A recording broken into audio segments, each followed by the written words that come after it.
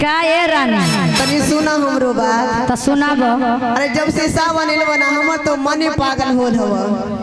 तो पागल होइल हव तो हमरा तू नया नोहर कनिया ह और तू जिद करी था जाए के तो आई जी सुन एगो बात कही थू और भूला जब देवघर के मेला में बहुत भारी मेला लगेला। अरे नाना भूले भाई संग में बिंदु चाची जाहथिन। हाँ आई रितु दीदी भी जाहथिन। अच्छा तो भूले भी कैसे साथे चले वो। हाँ अरे भूला जी ने तो रनिया। अरे ना भूले वो। अरे बात मान ले हो। अरे कम से कम पैसा ना हो कैसे लिया के जाइयो हम देवघर। सिलेंडर जी वाला बकरिया बेच दो।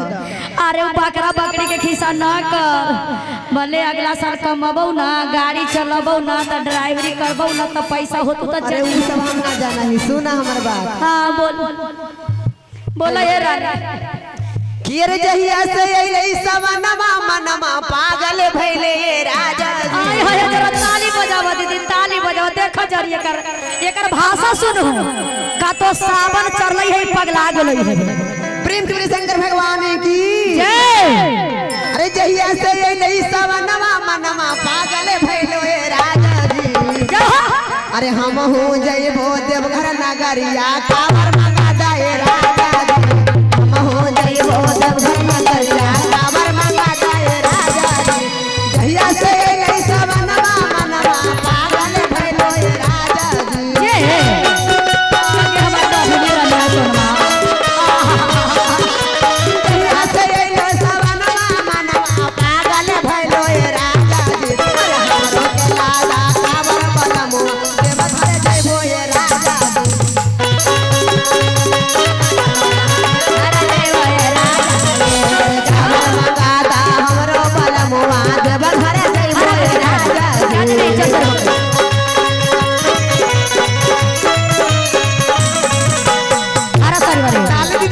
हरा साड़ी वाली झुमके हरा साड़ी दीदी दीदी अब हरियर के जाओ।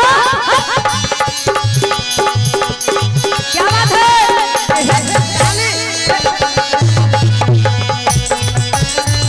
बउआ का फुआ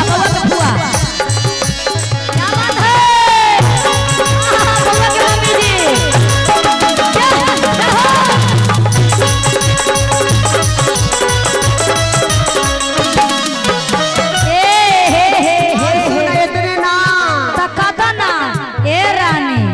अरे सुन ल तनी मनी हमरो तोहर बात ना सुनबो अरे जइबो त बड़ी बार मान जो रनिया। अरे बड़ी बना लियो या पैसा ना हो ना हवा ना हाय मनिंद्र भैया एगो गाड़ी रख ले हथ तो गरिया का पानी पर चलता हूँ तोरो दिमाग खराब हो तोरा बिगाड़ ले ना हथु है।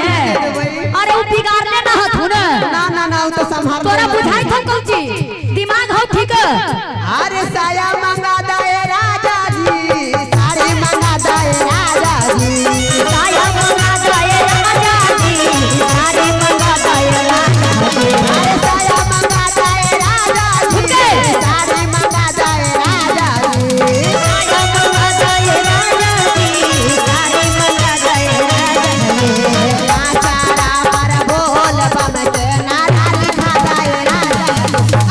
नाचारा पर बोल बम के नारा लिखा दाए राजा जी।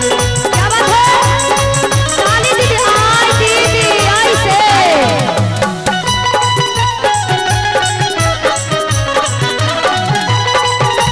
क्या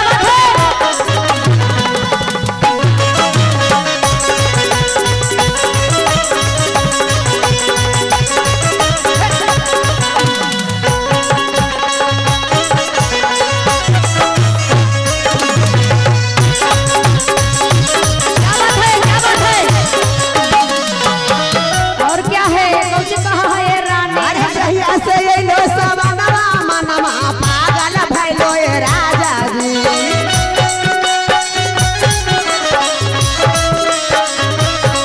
अब बात तो ना मानबो अब जइबो त जइबो एकदम पक्का अब तक का करम कोई गहना बेचम और का करम। जहिया से अइलो सवनमा मनमा पागल भइलो राजा जी।